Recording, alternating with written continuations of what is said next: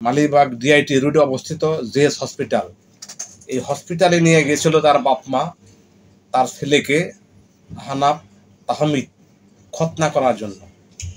সেই খতনা করার অবস্থার সময় তাকে উচ্চ মাত্রায় এনেস্থেসিয়া প্রয়োগ করে এবং এনেস্থেসিয়া প্রয়োগ করার সঙ্গে সঙ্গে সে ডিপ কমায় চলে যায়। এমত অবস্থায় যে সার্জন ছিল তার অপারেশনটা করে, অপারেশন করে সে চলে যায়, কিন্তু এই বাচ্চার আর জ্ঞান ফিরে নাই। তারপরে ওই হাসপাতালে কোনো আইসিইউ ছিল না, অক্সিজেনের ব্যবস্থা ছিল না। তারা ম্যানুয়ালি ফুসফুস থেকে বেলুনের মাধ্যমে অক্সিজেন দেওয়ার চেষ্টা করছিল। এতে করে বেশি চাপ প্রয়োগ করার ফলে তার ফুসফুসটা কোলাপস হয়ে যায় এবং সঙ্গে সঙ্গে সে ডিপ কমার মধ্যেই মারা যায়। এই হচ্ছে তার মৃত্যু, করুণ মৃত্যু।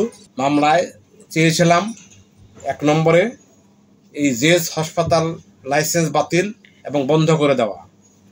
দ্বিতীয়ত চেয়েছিলাম যে সমস্ত ডাক্তার এই অপারেশনে জড়িত তাদের লাইসেন্স বাতিল করা।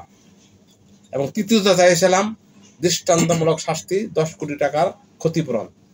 আদালত সন্তুষ্ট হয়ে 3টার উপরে রুল দিয়েছে কেন এই দাবিগুলি মান্য করা হবে না। ইন্টারিম আদেশ প্রদানও করেছে।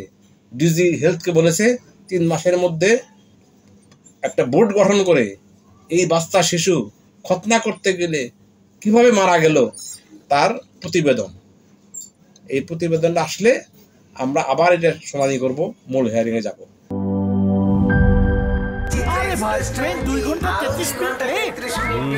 3 ঘন্টা 33 মিনিট। শোনেন, আপনি একটা ডিস্টার্ব। আরো 4 ঘন্টা 33 মিনিট।